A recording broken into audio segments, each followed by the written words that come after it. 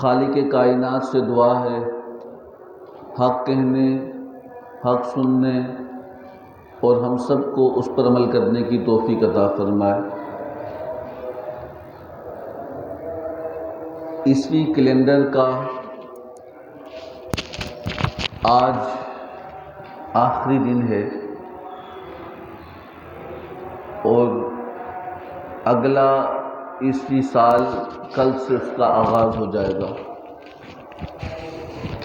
اور پوری دنیا کے اندر جو لوگ ہیں، ہر ملک کے اندر وہ اپنے طور پر اس کی خوشی کا اظہار کرتے ہیں۔ یہ سال کیوں آتے ہیں اور ان سالوں کے آنے سے اور ان کے جانے کے بعد ہمیں کیا سیکھنا چاہیے، اس میں پیغام کیا ہے، انشاءاللہ تعالی اس پر مختصر سی بات کریں گے۔ لیکن گزشتہ جمعۃ المبارک کو جس سلسلے کو ہم نے منقطع کیا تھا وہ اسی کا آغاز کیا جاتا ہے کہ انسان کی زندگی کے جتنے بھی دن ہیں تو وہ ہر ڈھلتا ہوا دن اس کی زندگی کو کمزور بھی کرتا جا رہا ہے اور کم بھی کرتا جا رہا ہے، اور جتنی زندگی رب تعالیٰ نے ہمارے مقدر میں لکھی ہے تو اس زندگی کو ہم نے کس طرح سے گزارنا ہے، یہ بات ہم اپنی ذہن نشین کر لیں اور اس بات کو ہم دیکھیں۔ صحابہ کرام اور اولیاء کرام نے اپنی زندگی کو حضور کے حکم کے مطابق، اللہ اور اس کے رسول کے حکم کے مطابق اپنی زندگی کو گزارا، تو رب تعالیٰ نے ان کو دنیا میں بھی سرخرو کیا اور آخرت میں بھی سرخرو کیا۔ تو اس بات کو بھی اپنے ذہن میں رکھ دیں کہ روایات میں آتا ہے کہ حضرت معروف کرخی علیہ رحمہ کا دور مبارک تھا، تو آپ کے دور مبارک میں قحط سالی پڑ گئی، آسمان سے بارش نہیں برستی تھی اور لوگ پیاسے مرنے لگے۔ جب قحط سالی آسمان پانی روک دے تو زمین سبزہ اگانا چھوڑ دیتی ہے، جب پانی میسر نہیں آئے گا تو لوگ ایک حد تک پانی استعمال کریں گے، جب پانی زمین کا بھی خشک ہو جائے گا تو لوگ پیاسے مرنا شروع ہو جائیں گے۔ حضرت معروف کرخی علیہ رحمہ کے دور مبارک میں تو سب لوگوں کو پتہ تھا کہ آپ اللہ کے ولی ہیں اور آپ کی دعا اللہ ضرور قبول کرتا ہے اور مستجاب الدعویٰ بھی ہیں،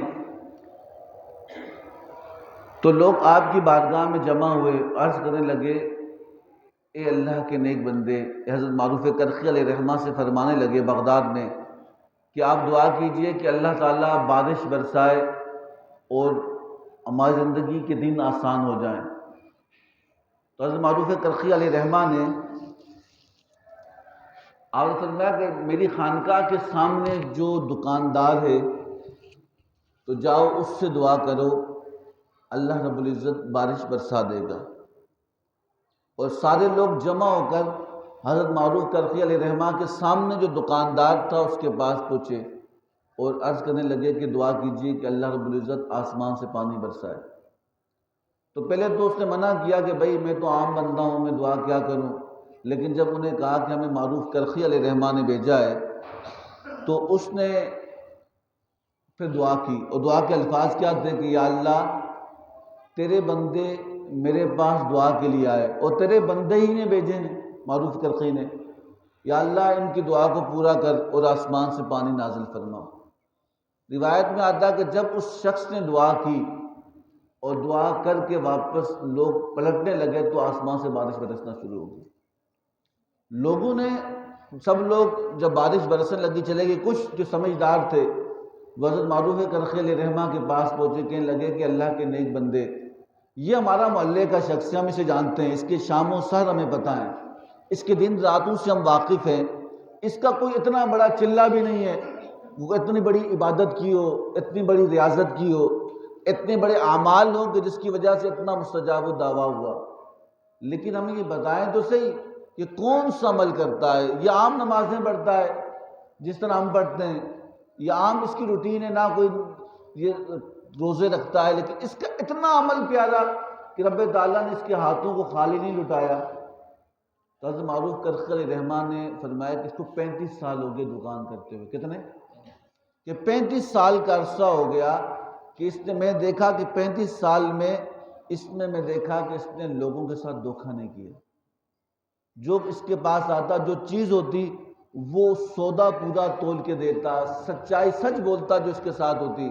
جب 35 سال اس نے رب کے ساتھ رب کے حکم کو نہیں ٹالا تو رب بھی اس کے حکم کو نہیں ٹالتا، رب بھی اس کی دعاؤں کو خالی لوٹاتا نہیں ہے۔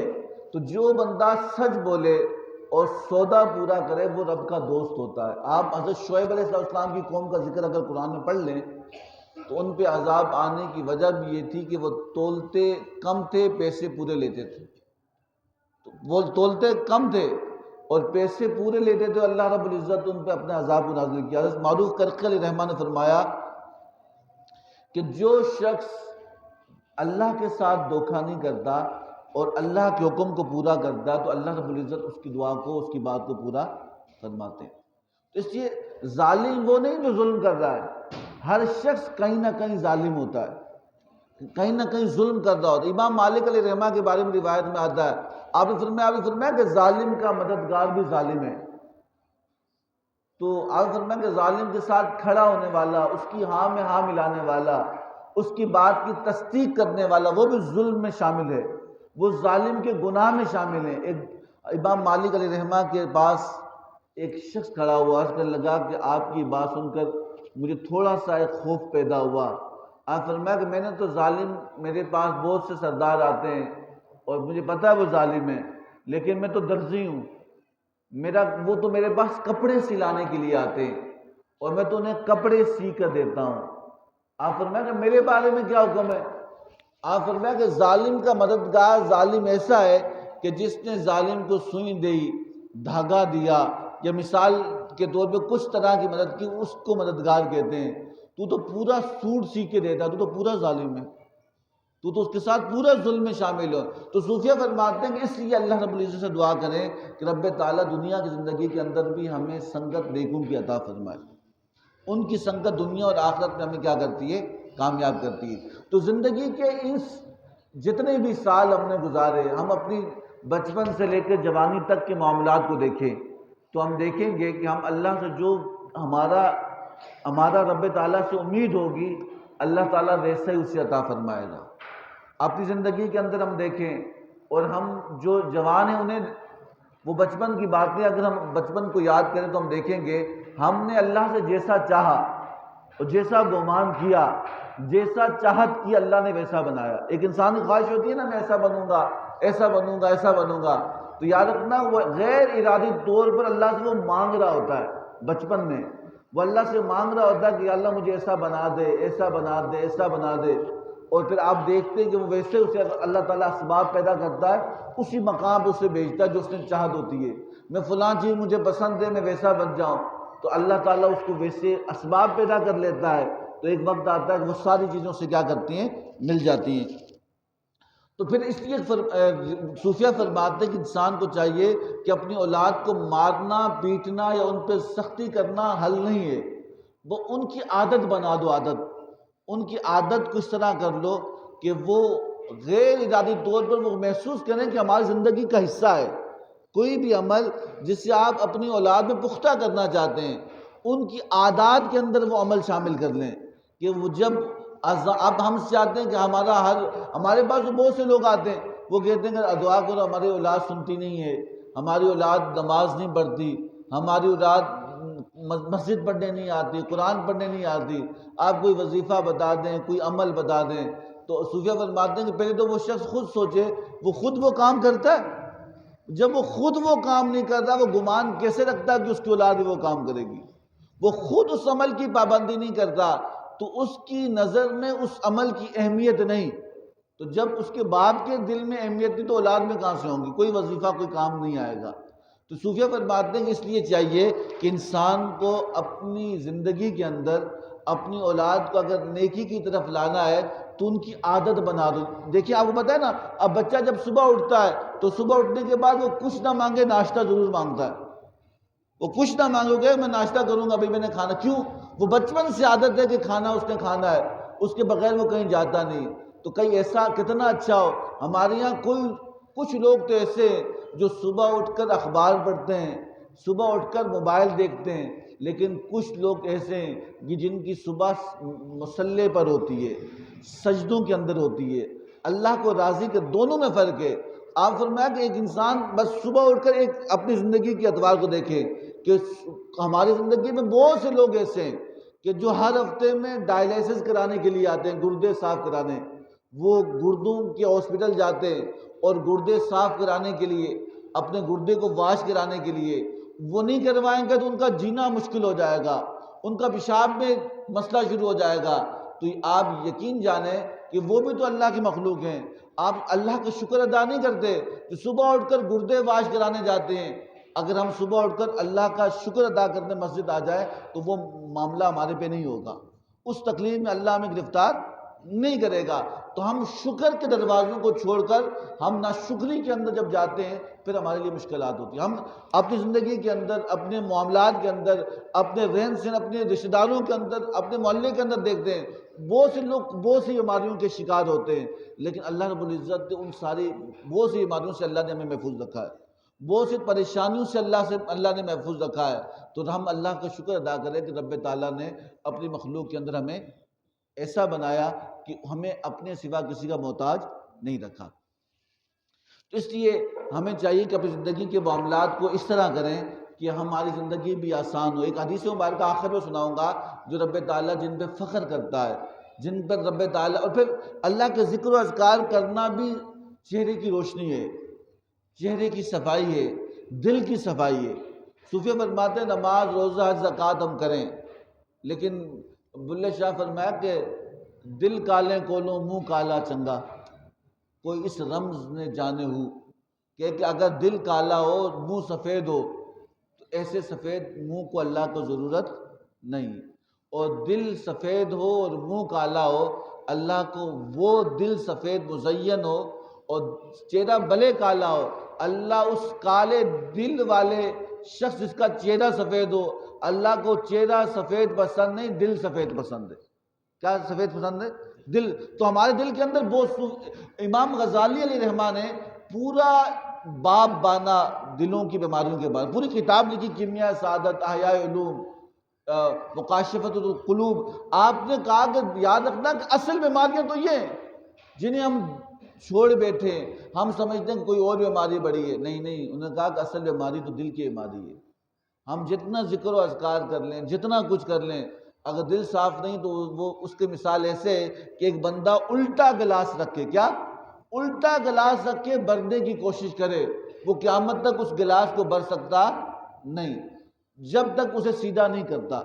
اسی طرح جب تک صوفیہ فرماتے ہیں دل صاف نہیں ہوگا تو کوئی ذکر، کوئی فکر ہمیں فائدہ نہیں دے گا. ایک بزرگ فرماتے ہیں کہ ایک جگہ سے گزر رہے تھے، انہوں نے دیکھا کہ لوگ کنویں کے کنارے کھڑے ہیں. کہاں کھڑے؟ کنویں کے کنارے. اور وہاں پہ دیکھ رہے کہ کوئی کنویں میں کتا مر گیا ہے. اور شریع فقہا کے نزدیک اگر کسی کنویں میں اگر کتا گر جائے تو کتا نکالنے کے بعد اگر 50 ڈول اس کنویں کی بالٹی جو ہے وہ 50 نکال دی جائے تو کنواں پاک ہو جاتا ہے. اگر 100 نکالیں تو مکمل پاک ہی ہوتا. اگر بدبو پھر بھی آ رہی ہو تو پھر کیا نام ہے 100 نکالنے کے بعد مکمل پاکیزہ ہو جاتا ہے. اس سے استعمال پانی کے طور، پینے کے طور پہ استعمال کر سکتے ہیں. تو بزرگ فرماتے ہیں کہ وہاں سے گزرا تو لوگ کہہ رہے ہیں کہ اس کنویں سے 50 ڈول نکالیں، اور جب 50 ڈالیں نکالیں گے تو یہ پاک ہو جائے گا. جب 50 ڈول نکال لیے جا چکے لیکن بدبو پھر بھی آتی تھی تو کسی نے کہا 50 اور نکالو. 100 ڈول نکالنے کے بعد بدبو پھر بھی آ رہی تھی. انہوں نے کہا چلو 200 ڈول نکالیں. تو بزرگ وہاں سے گزرے نے کہا کیا ہوا؟ کہا کہ ہم تو 200 ڈول بالٹیاں اس کنویں کے پانی سے پانی نکال چکے ہیں تاکہ اس سے بدبو ختم ہو، لیکن بدبو ختم نہیں ہوتی. آپ فرمایا کیوں نہیں ختم ہوتی؟ کہا کہ فقہ کا اصول ہے اگر 50 ڈول نکال لیں تو پاک ہو جاتا ہے، لیکن ہم نے 50 سے ڈبل نکال لیے، 3 گنا زیادہ نکالے، لیکن بدبو پھر آتی۔ فقہا کہتے ہیں بھائی پاک ہو گیا۔ آپ فرمایا کہ تم 100 نکالے 200 نکالے بدبو پھر آتی، لیکن یہ بتاؤ کیا کتا بھی نکالا؟ انہیں کہا نہیں، کتا نہیں نکالا۔ کہا کہ جب تک کتا نہیں نکالو گے تم 1000 لاکھ ڈول بھی نکال لو، یہ پاک ہو سکتا نہیں۔ تو صوفیہ فرماتے ہیں اسی طرح کنویں کی مانند بھی ہمارا دل ہے۔ کہا کہ اس کے اندر بھی بہت سے کتے ہم نے ڈالے ہوئے ہیں، کسی کی دشمنی کا، کسی سے نفرت کا، کسی کے ساتھ ایسی خام خواہ کی ہم نے دشمنی لگا کر بہت سی نفرت ہمارے دل میں ڈالی ہے۔ تو جب اتنی نفرتیں ہمارے دل میں، ان نفرتوں کے کتے ہوں گے تو پھر بتاؤ ہم چاہے کتنا ذکر کر لیں یہ پاک ہوگا؟ جتنا بھی رو لیں۔ صوفیہ فرماتے ہیں ایک دفعہ سب کو نکال لو، اور پھر وہ جب سب سے دل پاک ہوگا، سب سے دل، جب سب سے دل پاک ہوگا تو پھر کیا ہوگا؟ تو پھر رب کی وہ دل تجلی گاہ بن جائے گا۔ ہمارے ہم سب اکثر ہم جھوٹا کہتے ہیں ہم نے سب کو معاف کیا، نہیں کہہ ہوتے بھائی ہماری کسی سے دشمنی نہیں، ہم نے سب کو معاف کیا، لیکن ایک بندہ اس کو معاف نہیں کیا۔ وہ ایک تو ہے نا، جب تک وہ ایک کی نفرت بھی دل میں ہوگی تو رب کی محبت اس میں داخل نہیں ہوتی۔ صوفیہ فرماتے ہیں کبھی یہ آزما کے دیکھ لو، کبھی اس طرح کا عمل کر کے دیکھ لو۔ کہ کیا عمل کریں؟ کہ کبھی اس طرح کا عمل کریں کہ آپ اللہ کے لیے سب کو معاف کر لیں، چاہے وہ کتنا بڑا دشمن ہے۔ کہا کہ انسان کا سونا موت ہوتی ہے۔ آپ نے دعا نہیں پڑھی کہ اللہ بسمی کا موت و حیائے، اللہ سب تعریفیں تیری ہیں کہ تو نے مجھے مرنے کے بعد زندہ کیا۔ یعنی موت بھی ایک سونا بھی ایک قسم کی کیا ہوتا ہے؟ موت ہے۔ اب آپ نے دیکھا کہ اکثر لوگ مر جاتے ہیں کہ کیسے مرے؟ رات کو سوئے صبح آنکھ نہیں کھلی، بھئی کیا ہوا؟ کوئی اٹیک ہو گیا، کوئی بیماری ہوگی، رات جب اس کی روح چلی گئی تھی سونے میں اور اللہ کے بعد واپس نہیں لوٹی۔ تو اس لیے سونے کی دعا بھی، اٹھنے کی دعا بھی ہے کہ اللہم بسمک اموت و احیا، کہ سب اے اللہ تیرا شکر ہے کہ تو نے مجھے موت کے بعد کیا دی؟ زندگی، احیا، زندگی دی۔ تو موت، سونا بھی ایک قسم کی موت ہے کہ جب ہم بستر میں سونے لگیں تو ایک عمل کریں، صرف ایک عمل۔ صوفیہ فرماتے ہیں ایک عمل کر کے دیکھیں کہ وہ عمل کیا ہے۔ وہ عمل یہ کہ جب سوئیں نا، آپ بستر پہ لیٹیں، خدا نہ خواستہ اس کے بعد اٹھنا نصیب ہوتا ہے کہ نہیں ہوتا؟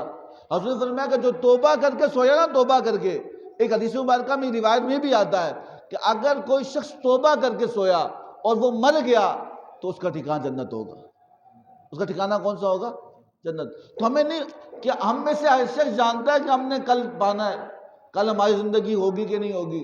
ہنستے بستے لوگ، تندرست لوگ، توانا لوگ، بالکل جوان لوگ ہمارے ساتھ ہم سے گزر جاتے ہیں۔ جیسے سال گزرتا ہے نا، سال، ان سالوں میں، ان 12 مہینوں میں، ان 365 دنوں میں کتنے سینکڑوں لوگ ہمارے احباب میں، ہمارے رشتہ داروں میں، ہمارے دوستوں میں، ہمارے گھر والوں میں، ہمارے عزیزوں کے اندر ہم میں موجود نہیں ہوتے۔ تو شاید جس طرح وہ نہیں ہوتے ایک دن ہم بھی موجود نہیں ہوں گے، کسی کو کوئی پرواہ نہیں ہوگی۔ ہر بندے کا عمل اس کی قبر کے اندر اللہ کی بارگاہ میں پوچھ گچھ کے لیے پیش کیا جائے گا۔ تو کہا کہ صوفیہ فرماتے ہیں کہ پھر اس کا بہتر حل کیا ہے؟ آپ فرمایا کہ بہتر حل یہ ہے کہ جب بندہ روزانہ رات کو سوئے، لڑائیاں بھائیوں سے بھی ہوتی ہیں، دوستوں سے بھی ہوتی ہیں، گھر والوں سے بھی ہوتی ہیں، جب وہ سونے لگے نا، سونے، وہ دعا کرے کہ یا اللہ میں نے سب لوگوں سے جن کے بارے میں مجھے دشمنی ہے، نفرت ہے، یا اللہ میں نے تیری خاطر ان سب کو معاف کر دیا، یا اللہ ان سب کو تیری خاطر معاف کیا۔ صوفیہ فرماتے ہیں کہ بستر پہ سوتے ہوئے دعا کر لیں اللہ سے کہ اللہ میں نے سارے لوگوں کو معاف کیا، یا اللہ تیری خاطر معاف کیا، تو بھی مجھے معاف کر دے۔ پتہ ہے وہ معاف نہیں کرے گا، پتہ ہے معاف نہیں کرے۔ یہ ایک عمل کریں، ایک عمل کہ جب سونے لگیں کہ یا اللہ میں سچے دل سے، مجھے نہیں پتا کہ میری زندگی میں صبح بھی ہوگی کہ نہیں ہوگی، لیکن آج کی رات جو میں سونے جا رہا ہوں، دن میں جو لوگ مجھ سے ناراض ہوئے، میں جن سے ناراض ہوا، یا اللہ میں نے سب کو تیری خاطر معاف کیا، یا اللہ تو بھی مجھے معاف کر دے۔ فرمایا کہ جب بندہ یہ معافی کر کے اللہ سے سوئے گا تو اگر خدا نہ خواستہ زندگی نے وفا نہ کی نا، اگر قبر میں آنکھ کھلی تو قبر جنت کا باغ ضرور ہوگی۔ سمجھا نہیں بات کی؟ جنت کا باغ ضرور ہوگی۔ تو روزانہ اپنی زندگی کے اندر اس چیز کو داخل کریں کہ ہم معاف کرنا سیکھیں۔ زندگی کے اندر ہم سونے سے پہلے اللہ سے ہی معافی مانگیں، اور جن لوگوں نے ہمیں دکھ دیا انہیں بھی معاف کر لیں۔ اس کا فائدہ یہ ہوگا، ایک روایت میں نے پڑھا اگر جو شخص معاف کرنے والا ہوتا ہے نا، معاف، یہ عفو کا صفت رب کی ہے، معاف کرنے کی کس کی ہے؟ بخشنے والا غفار رب ہے، وہ چھپانے والا ہمارے عیبوں کو رب ہے، تو معافی کی صفت بھی رب کی ہے۔ ایک روایت میں نے پڑھا تھا کہ جب بندہ اللہ کی بارگاہ میں روز قیامت پیش ہوگا نا، تو اللہ پوچھے گا کہ تو نے اس دن فلاں فلاں لوگوں کو معاف کیوں کیا؟ کیا پوچھے گا؟ بولیں، تو نے فلاں فلاں لوگوں کو معاف کیوں کیا؟ تو کہے گا کہ یا اللہ تیری خاطر تو معافی کو پسند کرتا ہے۔ تو روایت میں آتا ہے کہ رب پوچھے گا کیا تو خدا ہے؟ وہ کہے گا نہیں۔ تو کیا تو رب ہے معاف کرنے والا؟ کہا نہیں۔ کہا پھر آپ معاف کیوں کیا؟ کہ یا اللہ تو خوش ہوتا معاف کرنے کو، اور اس لیے میں نے تیری مخلوق کو معاف کیا۔ تو رب تعالیٰ فرماتا ہے کہ اس لیے تو میں خوش ہوتا ہوں، تو نے انہیں معاف کیا، میں تجھے معاف کر کے جنت میں داخل ڈالوں۔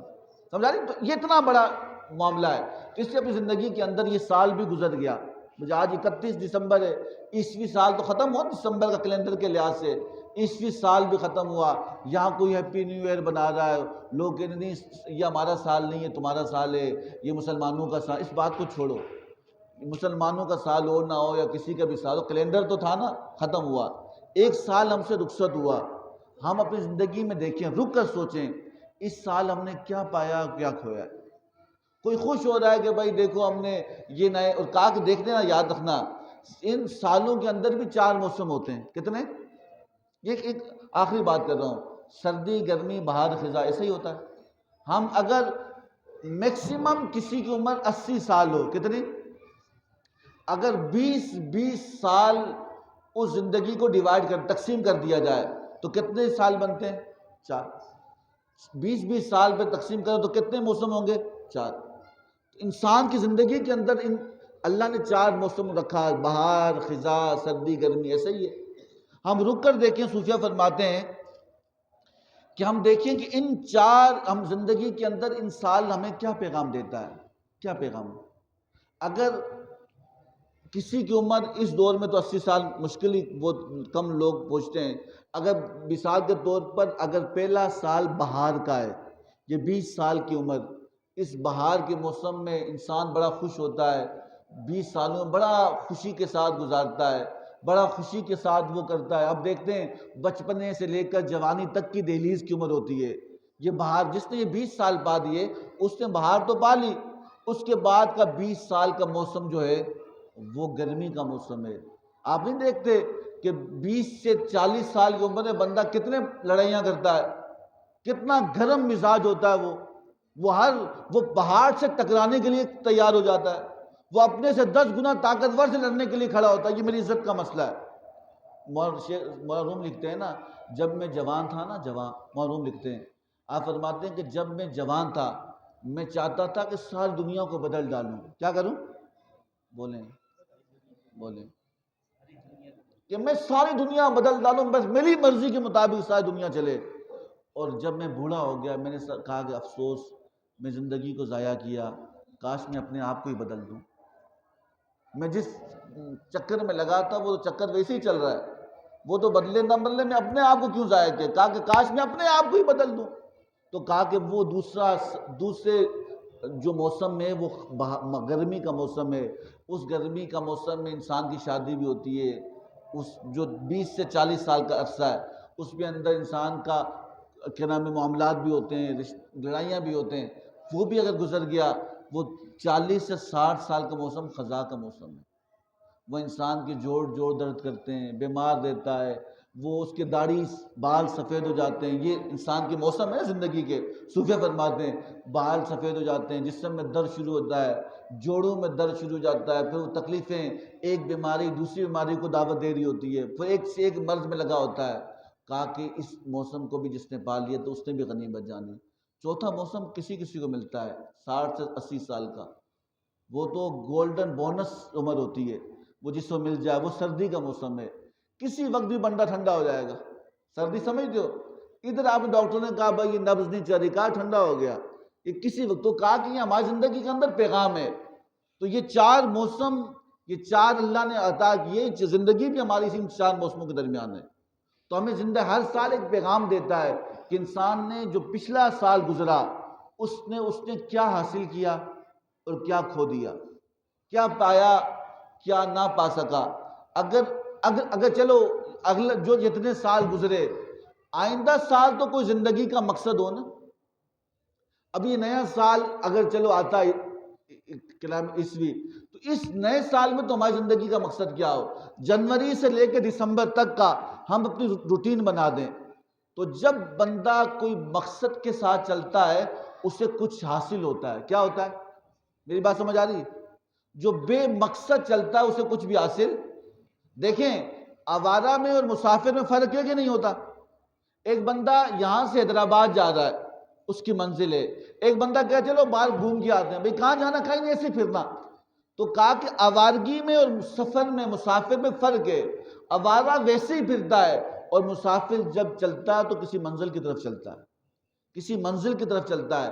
تو اپنی زندگی کے اندر ہم ایک مقصد بنائیں۔ کہا کہ جن کی زندگی میں مقصد نہیں ہوتا ان کی زندگی بے مقصد ہوتی ہے، وہ زندگی کو ضائع کر لیتے ہیں۔ تو آج سے ہم اپنی زندگی کا یہ سال جو 2022 آئے گا، ہم اپنی زندگی کے اندر کچھ مقصد رکھیں، زندگی کے اندر کچھ پیمانے رکھیں کہ ہم نے زندگی میں یہ نہ کر سکے، اسے کرنا ہے۔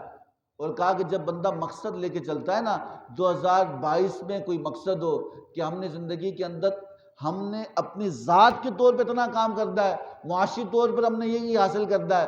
کوئی ہوگا نا میں نے گھر لینا، یہ کرنا یہ کرنا، ہم اس جب سال کے اختتام ہو تو ہم دیکھیں کہ ہم نے جو مقصد لیا تھا وہ حاصل ہوا کہ نہیں ہوا۔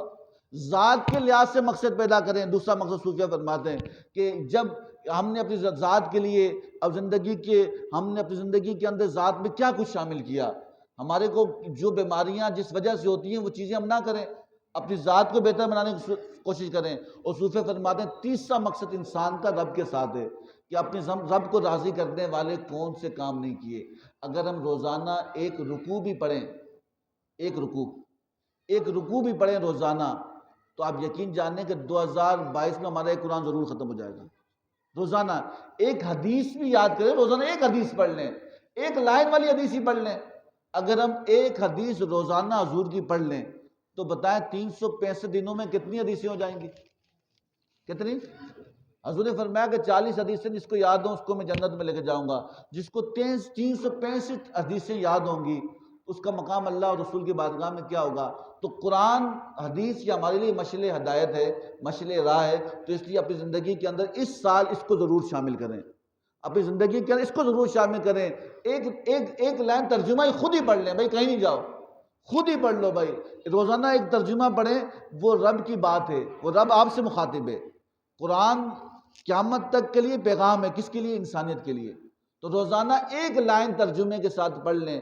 حضور نے فرمایا کہ ایک حدیث مبارکہ کا مفہوم ہے، آپ نے فرمایا کہ اگر کسی شخص نے اللہ کے کلام کی ایک آیت کو پڑھا اور اس کو سمجھا اور اس پہ عمل کیا، ایک آیت الحمدللہ رب العالمین، یہ ایک آیت ہے، اور کسی نے سونے سے پہلے ایک آیت پڑھی، اس کا ترجمہ پڑھا رب کی بات کیا کہتا ہے اور اس پہ عمل کیا، آپ نے فرمایا کہ اگر کوئی شخص اتنا ہی عمل کر لے نا، وہ پڑھ کے سو جائے، اللہ رب العزت اسے پوری رات عبادت کرنے کا ثواب عطا کرتا ہے۔